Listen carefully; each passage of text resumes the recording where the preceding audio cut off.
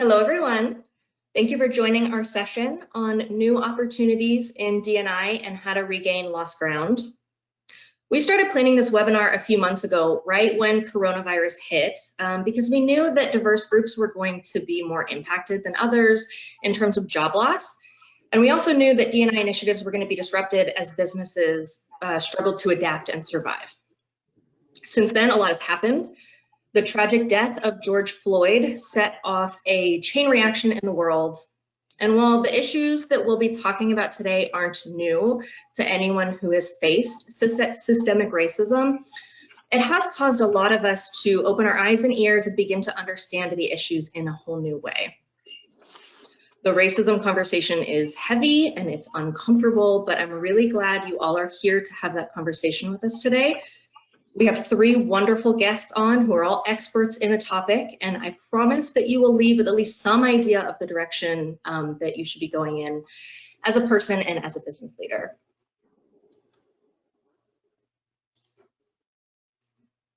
So again, I'd like to say thank you for being here. You may not feel quite as zen as the guy here on the slide after our conversation today, but I do hope that we can help you find some clarity for your next few steps in the diversity and inclusion journey. My name is Brianna Harper and I'm your webinar host. I'm also your resource for any questions you have during the session or any time after. We've planned about 35 minutes for our panel discussion today. After that, we'll open it up to Q&A. And we'll also have some points in the webinar where we'll ask for your perspective and we'll ask about your strategy, so be ready for that. After the session, I'll send out today's slide deck and a link to the recording. If you have any questions that we don't get to today or questions that you think of after the session is over, please reach out. You can email me at bharper@outmatch.com or find me on social at OutmatchHCM. Before we begin, I want to quickly answer something you may be wondering, which is why does diversity matter to Outmatch and why are we hosting a webinar on diversity? Well, at Outmatch, our mission is to match people with purpose, not just some people and not just privileged people, all people. We believe that there's a path for every person to succeed, and we exist to help illuminate that path. We built a digital hiring platform that combines objective data from assessments and storytelling capabilities from digital interviewing to ensure that every person gets the consideration that he or she deserves. This type of technology can fundamentally change how hiring is done in an organization, eliminating unconscious bias so that decisions are based on behavioral strengths and fit for the job, rather than the name on your resume or the fact that you may or may not have been born into a family that could afford to send you to college. That's why we're here, and that's what we want for the world. We don't have it all figured out. As an employer, we're on the journey just like you're on the journey. I actually came to know each of our panelists through various diversity conversations we've had at Outmatch. I hope that our mission and vision resonate with you, and I hope you try out our technology. But for today, I'd simply like to have a conversation as like-minded people who all want to do better. So now I'll stop talking so you can hear from our panelists. Aaliyah Haqq, Jennifer Carter, James Pogue, and Robin Stencil is also on the call. She'll be moderating the conversation today. Thank you all for being a part of this discussion with us. I'd love to have each of you tell our audience a little more about yourself. Aaliyah, let's start with you. Thank you, Brianna. So as Brianna mentioned, my name is Aaliyah Haqq, and I am a partner with the Center for Workforce Excellence, and we are focused on helping organizations have more inclusive cultures. We believe that having an inclusive culture produces better business results, and the research actually proves that as well.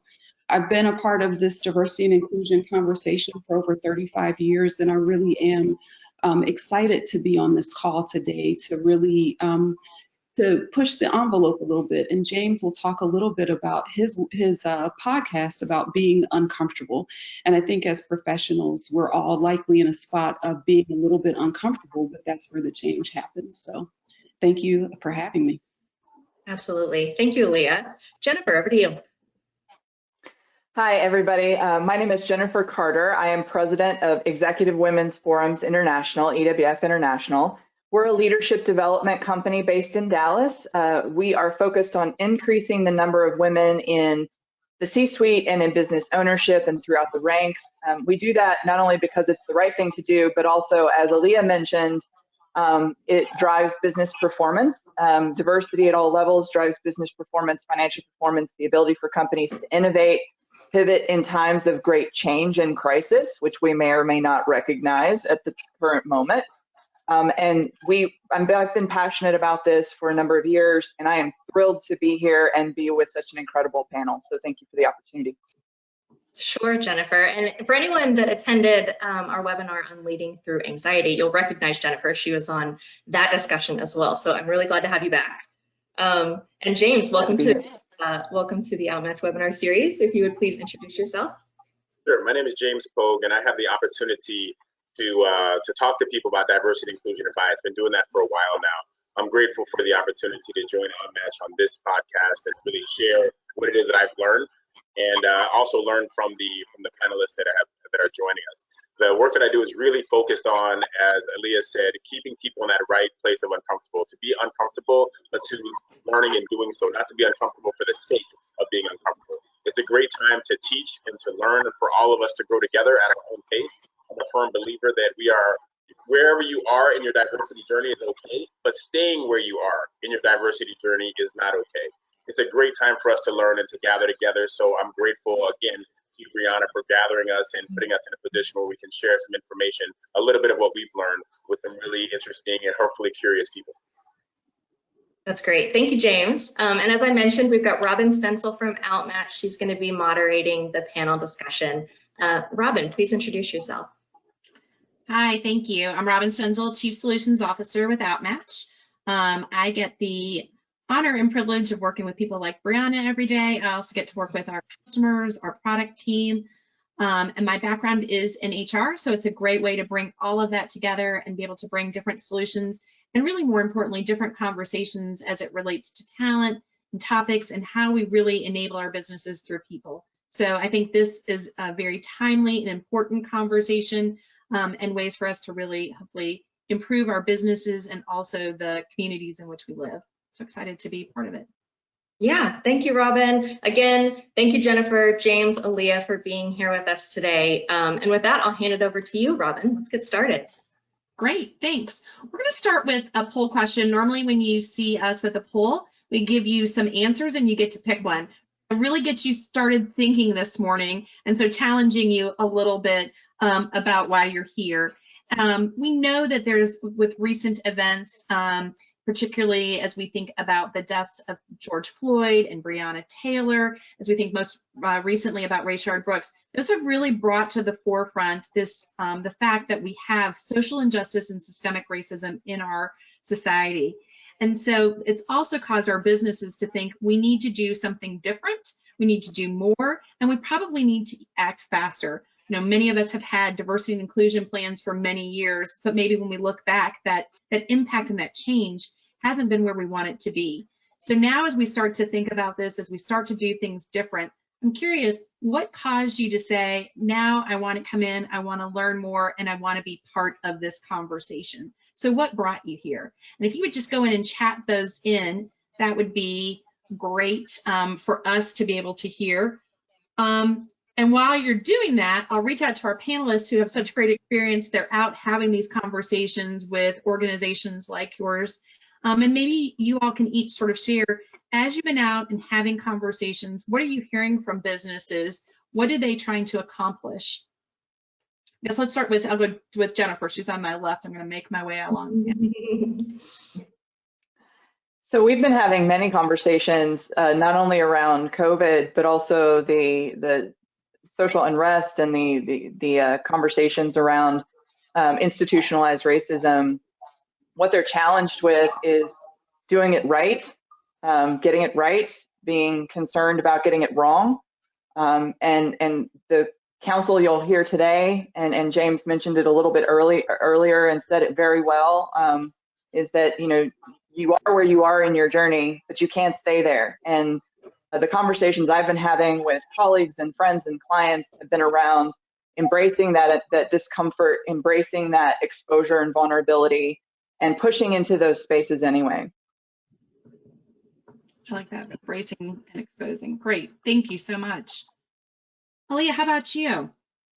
So I've seen a mixed bag. There was actually just a couple weeks, actually it was the day that the George Floyd video just, went viral. I was doing some focus groups with a technology company, and shortly after those focus groups, they just went on fire. So they got very vigorous in their action. They were ready to go, and they were like, we've got to do something about this, because they had done an employee engagement survey and knew that there was an issue, and now this was like the perfect time for them to really just go all in. So they are demonstrating that they are committed, and they are wanting to contribute to this long time challenge that we're facing. There have been some other organizations who unfortunately are not that ready. And because it's such a sensitive conversation, they're not willing to jump in because it is difficult. But like James said, you're somewhere on the journey, but staying where you are is, at this point, it's kind of just not permissible. And that's strong language, but we really are talking about people's lives and livelihoods. And we're really talking about a system that it's expired. And we know in business, when things expire, it's time for a change. So I'm seeing a couple of different ways in which people are engaging. But if you think about people and companies and how leaders run their organizations, leaders who tend to be more, courageous and going to get after it, they're going to show up that way. And leaders who tend to be less in that mode, who may want to listen a little bit longer, or who some may just want to avoid. I think we're seeing it all, actually. It's interesting. I wonder if you think about that idea of sort of being out, leading, being courageous, and avoiding. I wonder, if you think about not just as we talk about this issue, but in general, how does that impact the overall health? I think this has a huge piece of the overall health of your business. But then if you combine this with everything, right, that might be something as you think about your business, how do you get it healthier? It's a great point. And I like the idea when you said it's expired. I immediately went to, like, I've got stale milk in my refrigerator, and how do I get something better in here, or just, bad fruit, whatever that is, it's time to get it out and put something back in. So I love that term expired. I think is really powerful, to your point. I'm seeing a lot of this reflected in the answers. We're getting several answers, which is awesome. Thank you so much, everyone, for sharing what you're trying to accomplish with us. So I'm seeing, always learning. I'm seeing several answers around, we were interested in D&I, and we've kind of got this. We've accelerated this. I'm on a council. We've got an initiative. I think that's what we'd expect. So let's turn it over to James and see what he's seeing. Yeah. So I would say two things. One, particularly with leaders, it's hard. This is hard work. It's heavy lifting. And for those of us that aren't in the kind of shape, right, that we need to be in, you got to get to the gym. And that means you need somebody that's going to help you out and help you get fit as it relates to this. And there's a lot of help that's out there. There's a lot of really smart people that are raising their hand and saying, hey, I will help you do this. So you're not out there by yourself. Yeah, it's really, really hard, but it's very accomplishable if you do the second thing, which I've heard a lot about, which is you're going to have to be in this thing for the long haul. There is no magic dust that people can sprinkle on you and say, woohoo, it's fixed. And to Aaliyah's point, this is the expiration date has passed.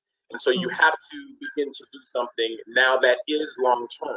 And so as you're thinking about solutions, your solution is unlikely to be a webinar or two. It's unlikely to be an ERG group and some information that they give you.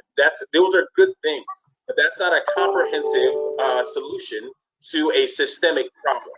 It is hard. It might be a long-term solution. And if you're not committed to doing those two things, then I would challenge you and say that, are you committed? And not because you're a bad person necessarily, but a new lens on what commitment looks like, right? So we're talking not 2 months, 2 weeks, 3 months, a quarter. We're talking about how are you going to change the guts of your organization? And if this is a time for courageous leaders to jump out there and do the unknown with a lot of help.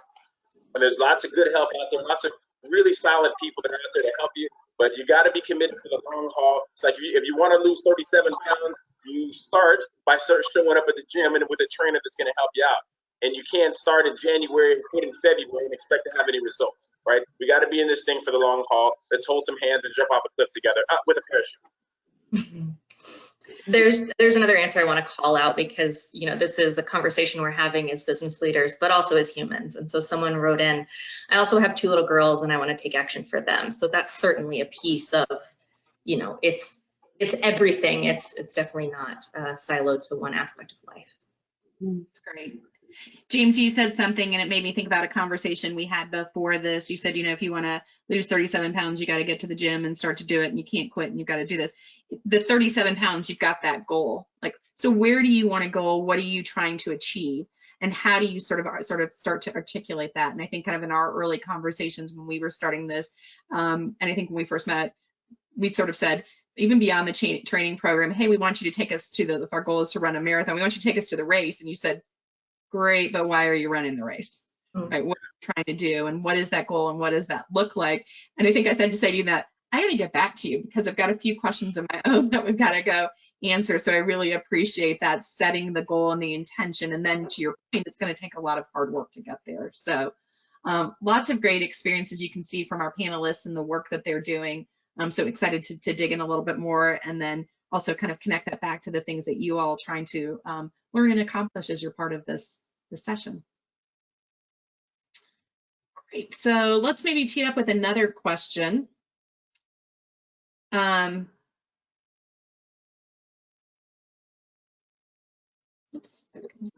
as we think about this, and I'll pose this to our panelists, as we think about what are the defects, so we've talked about there's problems, and James, you mentioned it, Aaliyah, you touched on it, Jennifer as well. This isn't new.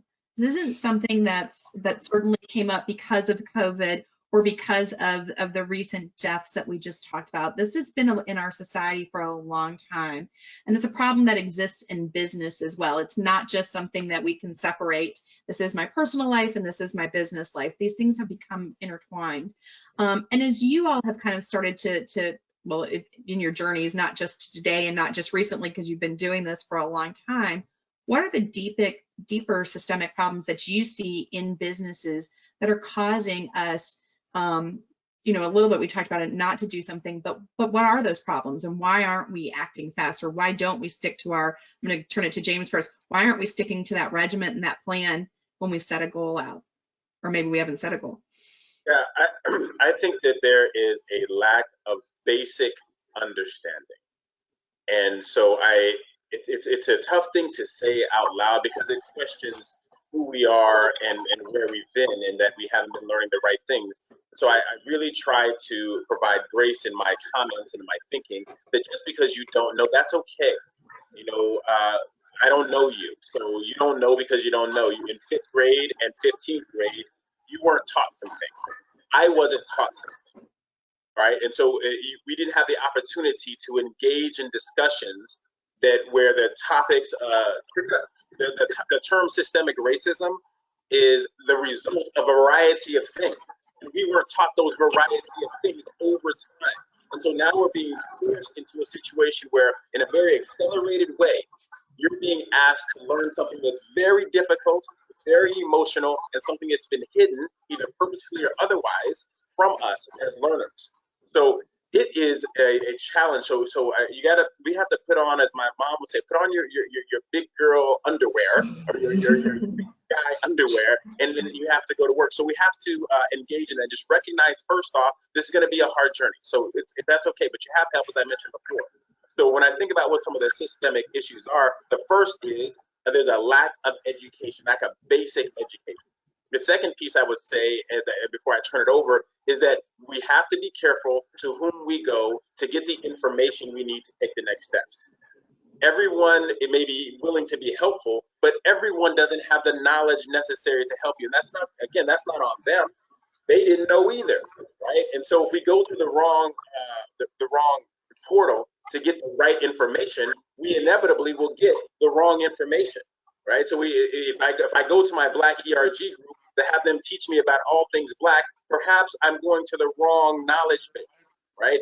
Just because you're black doesn't mean you know all things black. Just because you're a woman doesn't mean you know all things woman. You want to go to somebody whose job it is to teach you, to help you how to understand this information better.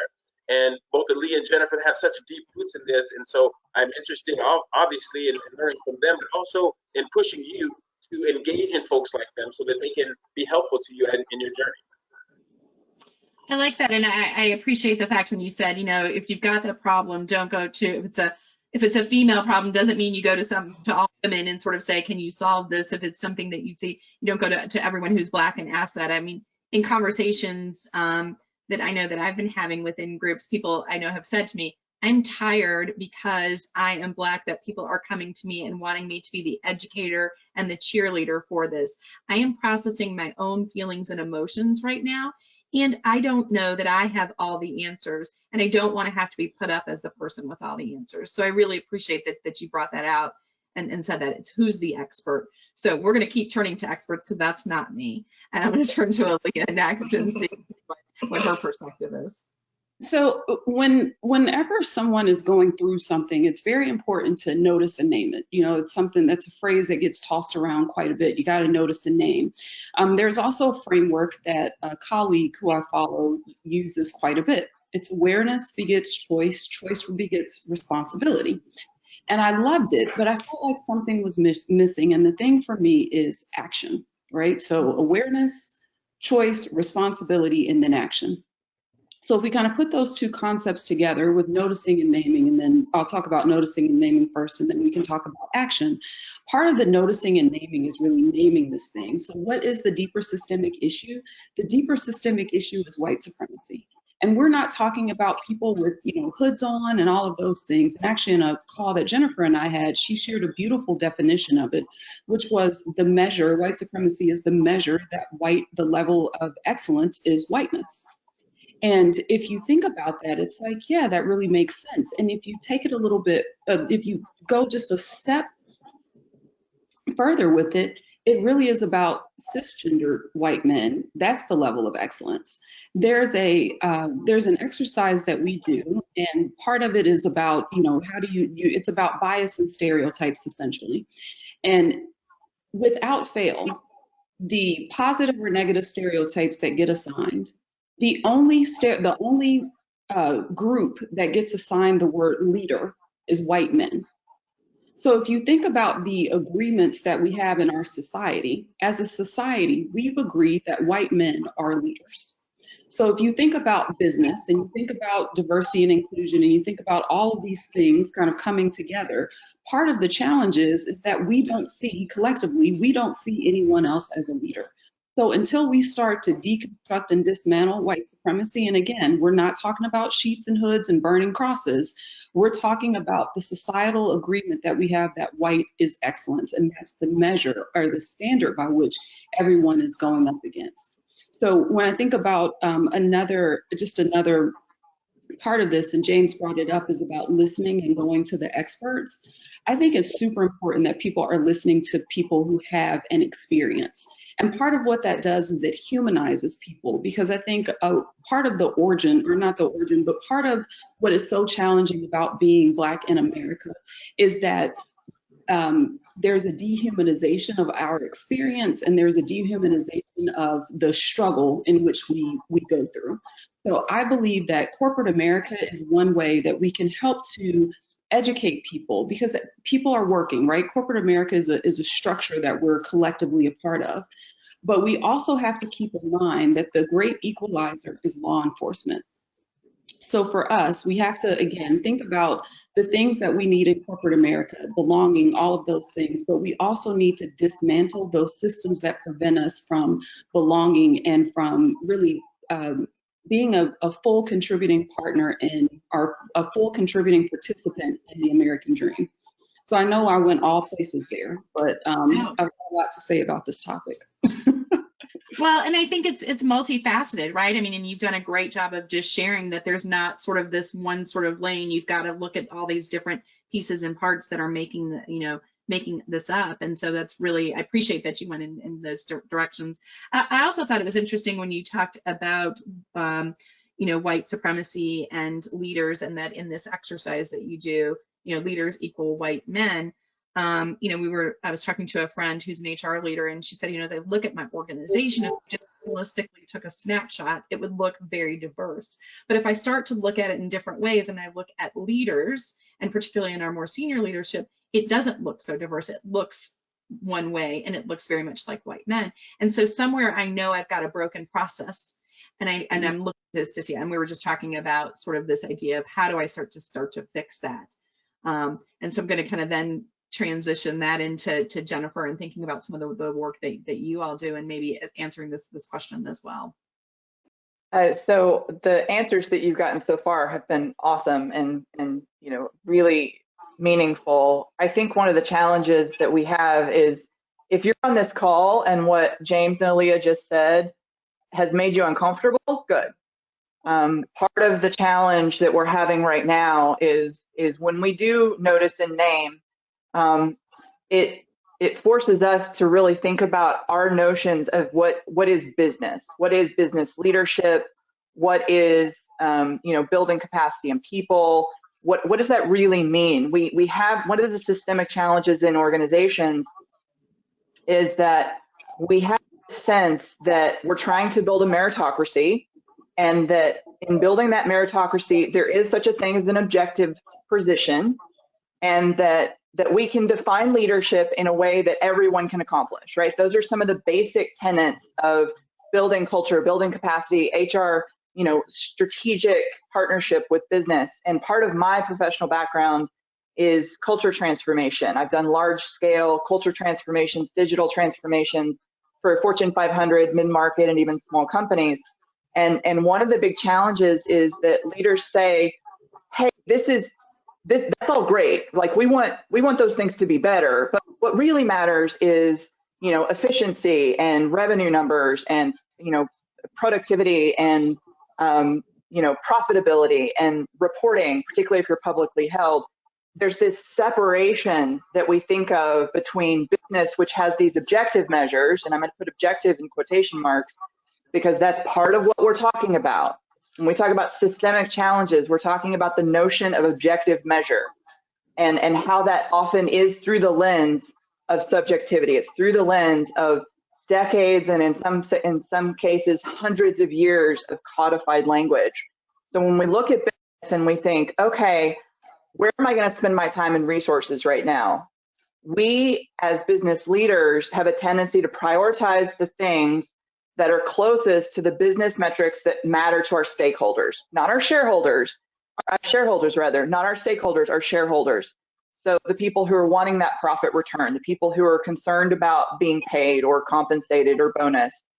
One of the challenges is, and I think everyone on this panel would agree with this, and if you don't, please speak up, is that this is not an optional thing, right? This is not of the moment. This is not something that you say, wow, I'd really love to do that. That's absolutely the right thing to do. What we're all saying here is this is intimately connected to your business's ability to be flourishing in 5 years, to be profitable in 5 years, to have the right workforce in 5 years, to be inclusive, but also drive the financial metrics that make your business run. We're not trying to create a separation here. And one of the big challenges that I've seen in kind of my work around gender parity and also culture transformation is we often as leaders hold these things separate because this one's kind of squishy and hard to measure and scary and vulnerable and uncertain and uncomfortable. Don't really know what, so we're going to retreat to the hard metrics, right? The hard business skills. What we're saying here is they're the same. This is ultimately a conversation about leadership, and leadership is ultimately a conversation about performance.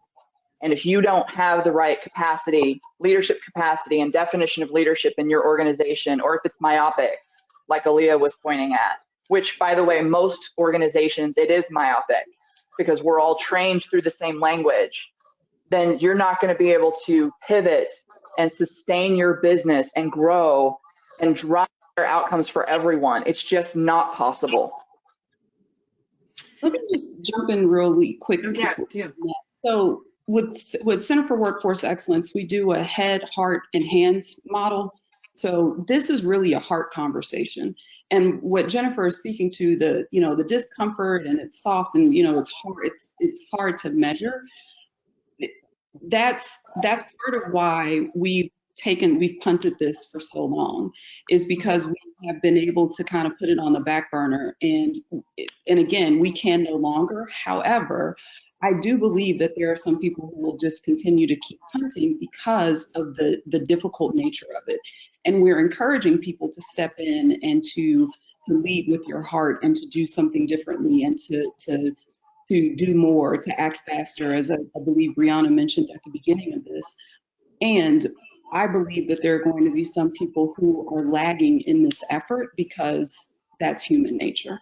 But I agree with Jennifer's comments, just the philosophical underpinnings for sure. Like, yes. Well, and I think you just said something too, it's kind of, it's difficult in nature. And I think to tie that a little bit also to Jennifer's point is this connectivity. We see these things as very separate.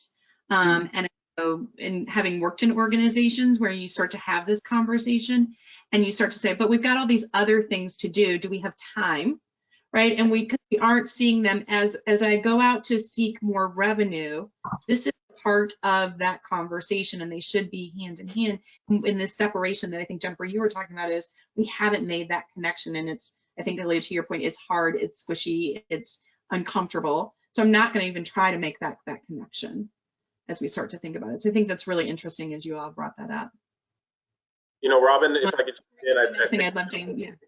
There was a comment, I think, that was made about somebody saying, I have 2 children at home, or something to that effect. And the first organization that many of us lead is that one that's underneath our roof. And you want to be able to say that you are a good CEO of that organization, that you led well in that organization, that if your children, if your nieces and nephews, whomever it is that you're responsible for, have the capacity to ask you, where are you in this moment? Do you have a decent answer? Are you in a position where you say, I'm growing and I'm learning and I'm going to try to do what is best and right for these people, to provide them an on-ramp to a better company, better organization, better country than the ones that was left for us. And so the courage to do that it has to sometimes come from those tougher conversations. When I look in the mirror intellectually, emotionally nude, and say, where am I in this? Right? And each day I may have to revisit that. Some of us put affirmations up on our mirrors in order to help push us one day at a time. And this is the kind of effort that is going to require perhaps a daily uptick for us, a daily check-in for us, a daily look into the eyeballs of the little people that we're making cereal for, to say, I'm doing this for you, because I don't know what the heck I'm doing right now. But I know that if I gotta fall, I'm gonna fall forward on my face instead of falling backwards as I have in the past. And if you can make it past that to your team members, to your board members, to your executive team, to whomever it is, great, that's fantastic. But where we start is important. So I suggest for those of us that are still just dipping a toe in the water, the first person you gotta influence and lead is the person in the mirror. And you gotta be able to convince her or him or them that you are doing this for the best kinds of reasons. And secondarily to that, the people that surround you and look up to you literally, and that need you to create a better space and a better organization, a better family for them. So to the extent that you are struggling to try to figure out the why, look in the mirror. If you're still struggling, look across the dinner table and ask yourself, are you doing all that you can in today's moment to take the information that you have access to, not just in these webinars, because there's a whole lot of stuff that you can get for free on the Google, as my grandmother calls it, to make yourself smart as it relates to all of this. And take that data that you get, and then you can process it through the people that are raising their hand and say, hey, I'll help you out with some of this. But I promise you, for me, when people even in my diversity friends, I got some white guy diversity friends, some white lady diversity friends, some black folk diversity friends. If you come to me unprepared for a deep and substantive conversation, I take it as a borderline insult. The least you can do is go read something and come, let's talk about that. I may not be prepared today to talk to you and educate you from 0 to 100. But man, if you come to the table with 2.5, let's go to 10 together, right? So do your part to make your world better. Mirror first and the people across from the dinner table. Mm-hmm. I think I mean, it's such a great point, and it's hard, right? I mean, you just exposed something that's really hard, and challenging and vulnerable and all of those things. So to your point, we started this conversation at what are you doing and how are you having this at the organization level? Well, sometimes I think it's harder to have that conversation at a personal level. I think, to do those things that you're talking about and to move from 0 to 2 and 2 to 5, then you feel more equipped to go have that in your business environment. But if you're not doing it at home, back to again, separation, and you're not making all of those connections, it becomes really hard. I think that's such a great point. Thanks for bringing that up too. All right. Well, I just want to jump in really quick and Yeah. make a suggestion. And, Yeah. and both Aaliyah and James have mentioned this, and I think Robin touched on it as well, is we often let fear and discomfort, but particularly fear, stop us. So if you are someone who looks like me and you are in conversations or being asked to do certain things or wanting to lead in a certain way, and you have a fear that's very real, I want to acknowledge that's real. But also, one of the most effective ways to interrogate the nature of that fear, and this is really reinforcing what James said, is ask yourself, what is it that you're really afraid of? Like, what is the conceit of that fear? Because one of the things that we say is, well, I don't want to do it wrong. Well, but what does that actually mean, right? What is it that you're actually afraid of? And name that, because whether it's talking about diversity and inclusion or talking about other things, when we start to name the motivators of the fear, we start to uncover the emotional state inside ourselves.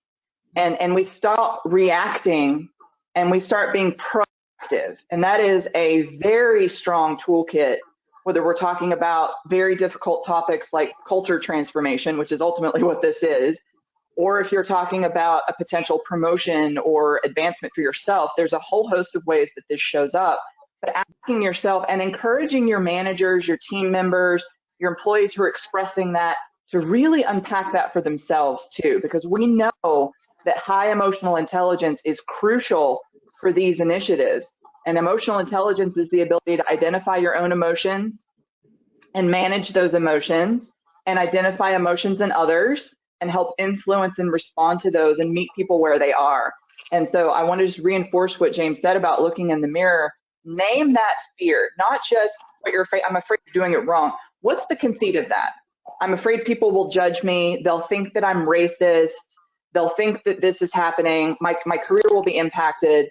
And really calling that out and then acknowledging, again, if you look like me, that the feeling you're feeling now may be new to you, but it is not new to many of the people on your team. It is not new to Aaliyah and James on this panel. It is not new to other leadership. And that's part of that growth process, is really understanding the emotional space that this is in as well. I think, and if you think about the question that we sort of ask, kind of the why are you here, and kind of the business side of this, and what are businesses starting to do, and we're getting a little bit more into that, and some of the just in the conversations that I've been in, when you start to open up the conversation or you start to have this, people say, well, wait, why do you want to talk about that as a business? Isn't that back to something you should have in your home, right? That's not something we should cross into this line. What happens because now you're getting into politics, or now I'm going to become, what if someone says something that's inappropriate or politically incorrect if we open up this conversation? So maybe we shouldn't open up this conversation. I'm just curious, as you all, I'm assuming you all have heard these comments and questions and things before. How do you respond to that? So if I'm sitting on this call, I'm an HR leader, I may not be the leader of the organization, but I'm in here and I want to start to help my company have this conversation, but I'm being faced with some of those as rebuttals. What do I do about that? How do I respond?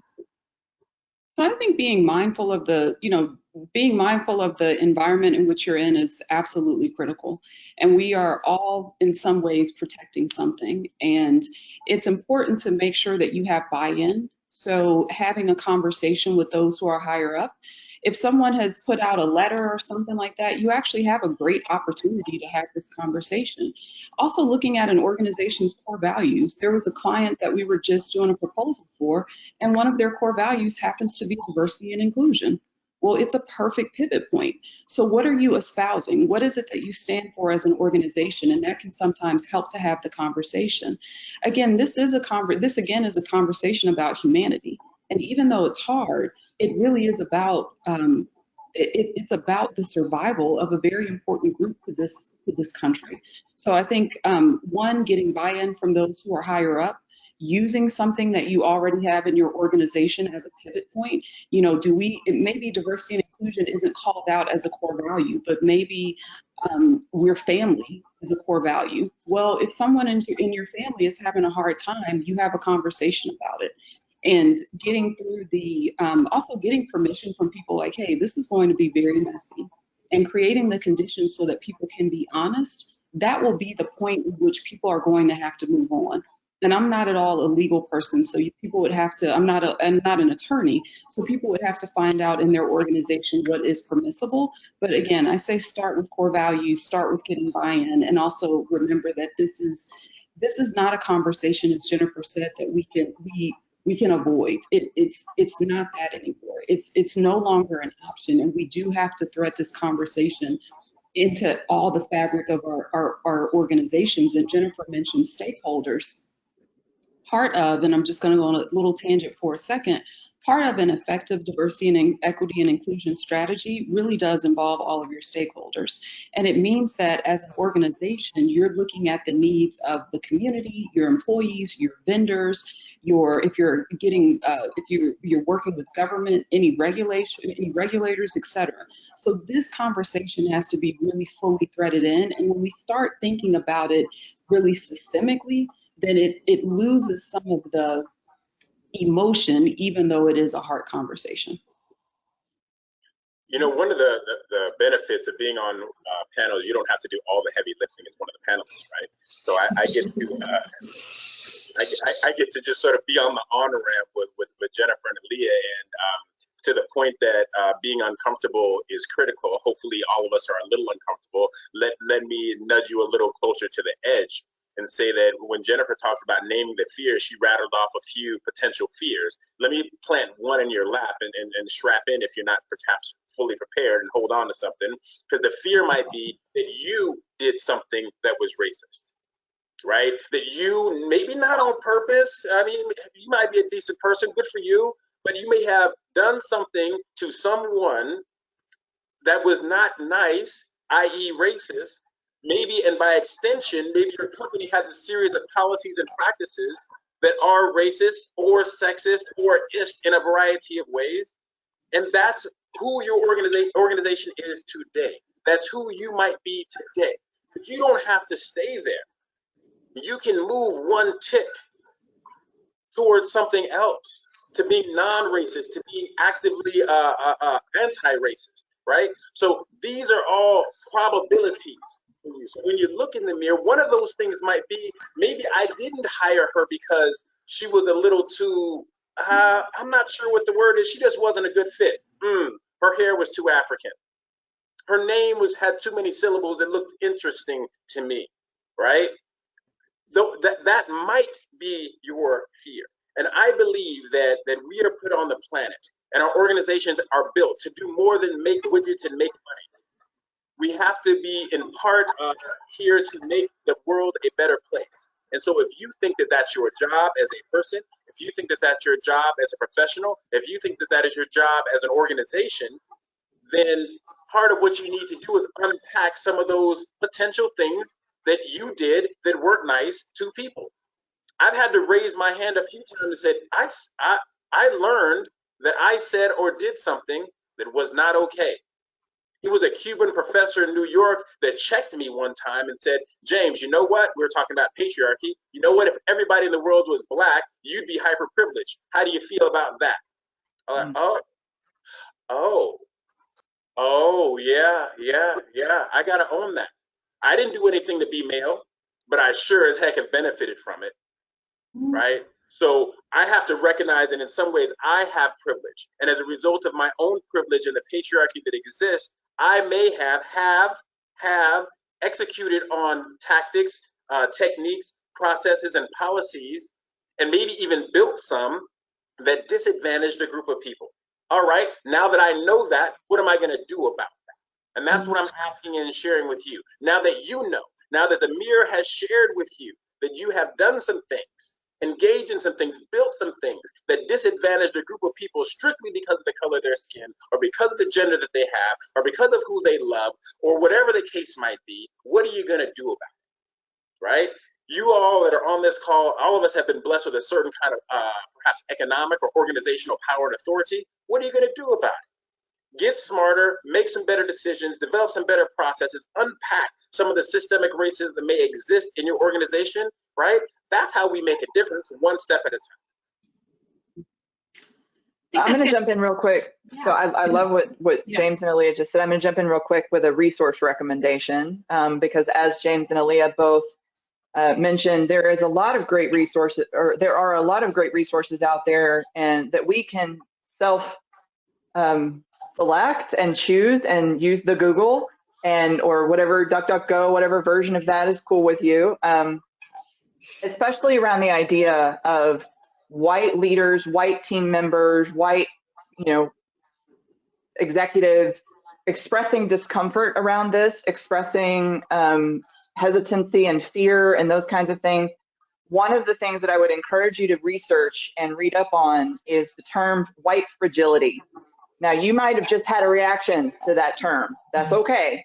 That means you need to learn more about it. And one of the things that as HR professionals and business leaders, we need to be aware of is where our arsenal of responses come from. So when we are navigating staff challenges and leadership capacity building and those kinds of decisions, we're pulling from a set of resources, assumptions, and remedies, interventions as professionals and models. And one of the things that the notion of white fragility attacks and talks about is the centering of white feelings. And so the part of what Aaliyah was referring to earlier when she was talking about white supremacy and how that gets institutionalized as leadership, and how cisgendered white males end up being the avatar for leaders. Part of this is also HR policies are often written with the idea that this objective measure of emotional status, they're written that way, not overtly, but they are institutionalized with the idea that the white experience as the majority is more important. So their discomfort is policed in a different way. So part of what I encourage you as an HR expert to do is to do some research about what that means, how that can be a poison to everything else you do as a DEI, as an HR leader, a DEI leader, as an HR leader, as a person, because what it does is it says, me functionally as a white woman, my discomfort, my personal guilt about potentially, being racist in certain situations or feeling indicted is more important than Aaliyah and James's experience. It is more important than the discomfort of our Black and Indigenous and people of color staff, leaders, colleagues, friends, family members. And that is something that is institutionalized in this country. That is a part of white supremacy. It is not something that you wake up in the morning and say, I'm going to do this on purpose. It's how it bleeds into our bones in this country because that is the language we speak. And so I would encourage you to go do that research. There's some great resources out there. Google it. There are some great resources for you. The extent to which like white fragility is a thing, right? You flip it on its head. What is that, right? What is the opposite of white fragility? And the extent that folk have been running from trying to understand that is folk have been running from trying to recognize that the reverse is true too. You fill it in for yourself, listener, attendee. Opposite of white is what? Opposite of fragile is what? You know how strong Aaliyah must have to be to talk to her children about you got to be at 10 and 2 when the police stop you. And she has to instill that into that young person when they're 15, 9 months, almost 16. You must know this. I've been stopped by the police, I don't know, somewhere in about 3 dozen times, something like that. And I think about the guys who weren't strong enough to make it through the 15th police stop and they lost it. They didn't have to be that strong. They should have never had to be that strong. That's not fair. And how much did your business lose because you didn't get the intellectual gravitas of that potential employee? Because they lost it when they got stopped for only the 15th time. Thank goodness I could make it to 32. Right? So if white fragility is the thing, then you have to know, you have to begin to believe that Black strength is the thing, and not to be feared, right? Not to run from, but to recognize that it exists. Right? Because this is not a one-off thing. All of these things are connected. The systems are connected. And if we recognize that one is there, the other is there. And I don't know what it feels like to be white and hear somebody say Black strength on a webinar or a podcast. I don't know what that's about. Right? So I respect it. I may have just poked you in the eyeball. In love. But I think that we have to do this together.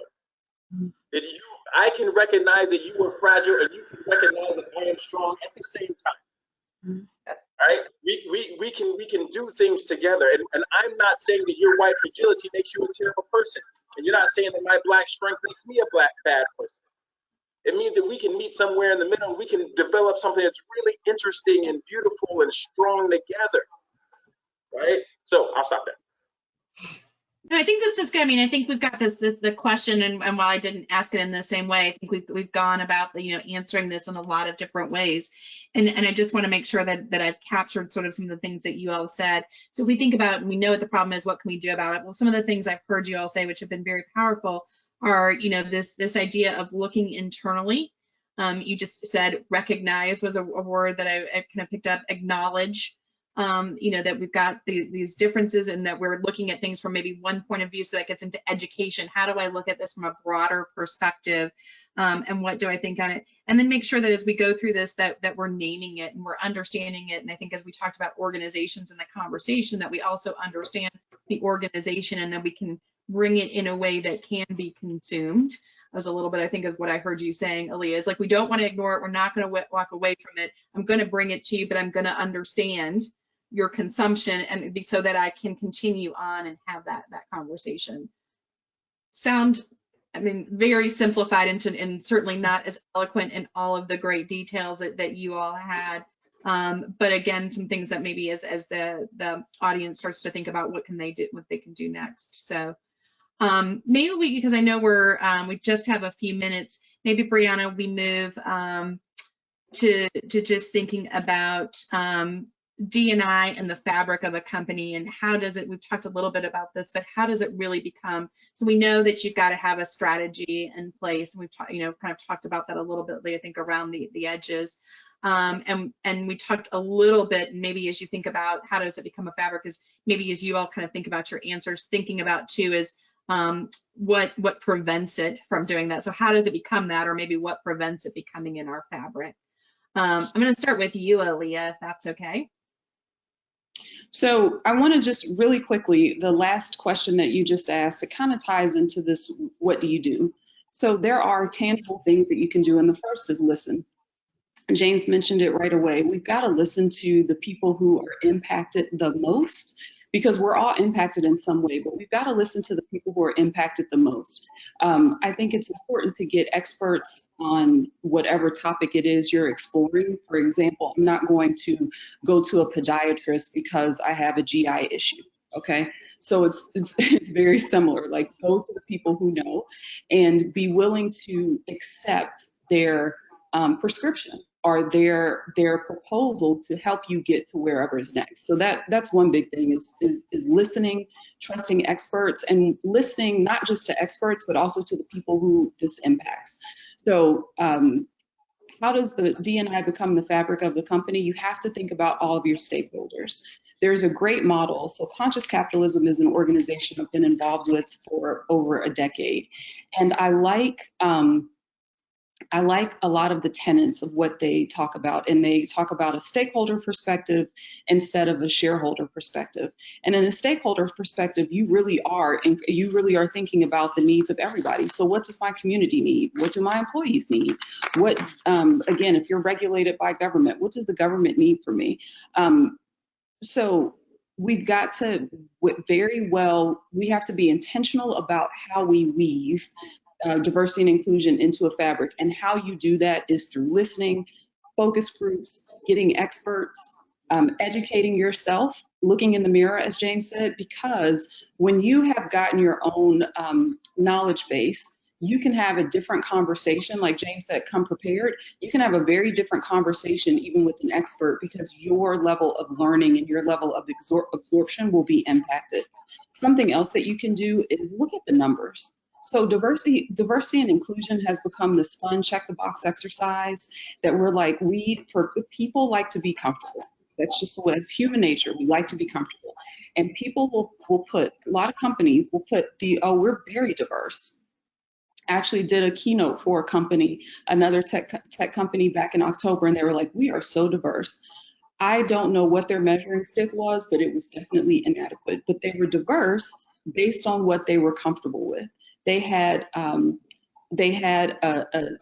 pretty well balanced men and women ratio. They had quite a few minorities, but again, it was how they were what they were comfortable with. So we also have to be honest with ourselves that this should no longer be a check the box exercise.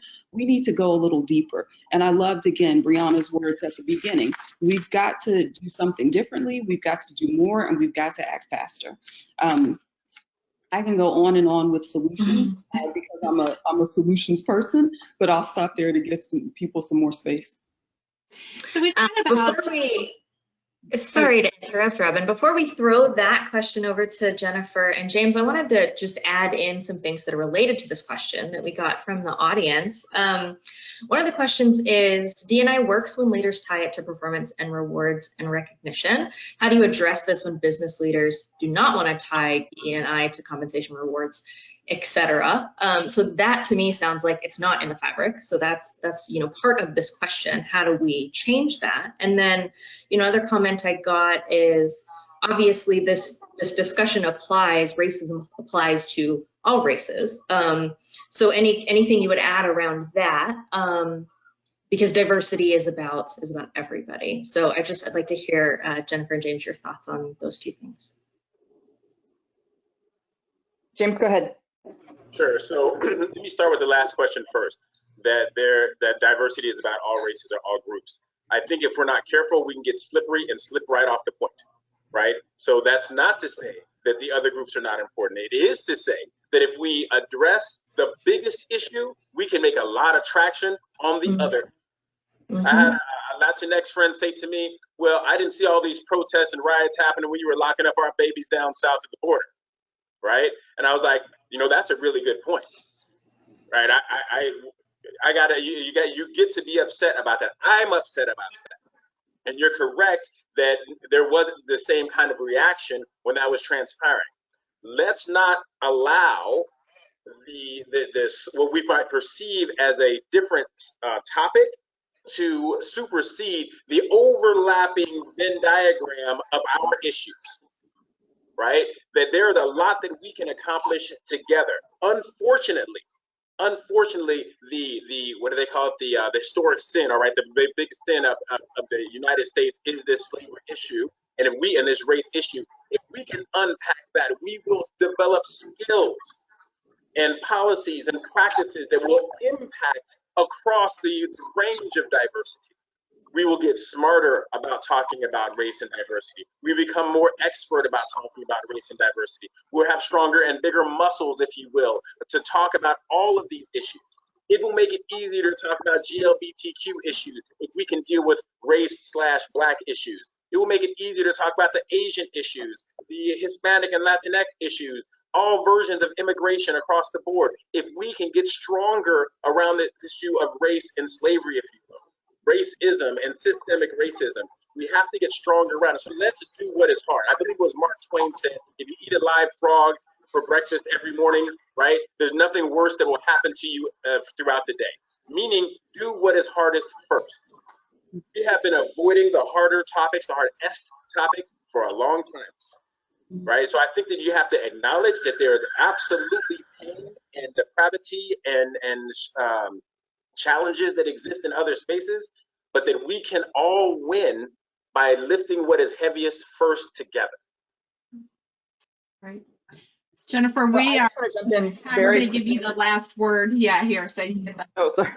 To close I this just out. wanted to jump in quickly and address another part of the question that Brianna read off from the audience about tying business incentives to DEI initiatives and the reluctance to do that. DEI of any type needs sponsors. So this can't be something that's pushed from the bottom. So you need to recruit executive leaders, and the conversation to be had is not, we need to do this because it's the right thing to do. Although it is, that is not, I'm not disputing that. You have to present this as an HR or DEI executive as a business imperative. And there are lots of studies out there that show that this is directly tied to very specific business outcomes, whether it's the ability to innovate, pivot in a crisis, drive financial performance, increase profitability, reduce waste and costs and expenses. So part of this is to call it what it is and then tie it to the impact that you're looking for, and then measure the progress just like you would any other strategy. Is that when we have more diverse leadership throughout an organization at all levels, involvement, more inclusion, right? It's not just the seat at the table, it's a voice at the table that actually can affect change. These are often conversations around things like sponsorship and mentorship, right? This is not a huge performance gap that we're trying to deal. Well, if only that, you know, our Black staff were better at blah, or only our women were better at negotiation or blah. This is not that. The data out there shows that. It says this is access to authority and power and systemic institutionalized issues. So what I would encourage you to do is to get really overt about the business metrics that you're driving and use this as a strategy to drive those metrics, because that's the language that leadership worries about. They're worried about profitability. They're worried about how that ties. That's how you tie stakeholders to shareholders, which is ultimately the motivator for most businesses. Thank you, Jennifer. I think that's the perfect way to leave this conversation, because I was seeing things in the chat really about the buy-in piece of this. Like if the people on the call are on board, how do they get other leaders on board with them to really make change in business? So I think that's a really great place to start and focus some energy. Thank you so much, Jennifer, Aaliyah, James, and Robin for moderating. This was a really great discussion, and I know our audience appreciated it because of the things I was seeing in the chat. So thank you so much. And everyone on the call, I hope to see you next time. Bye, everyone. All right, thank you. Thank you.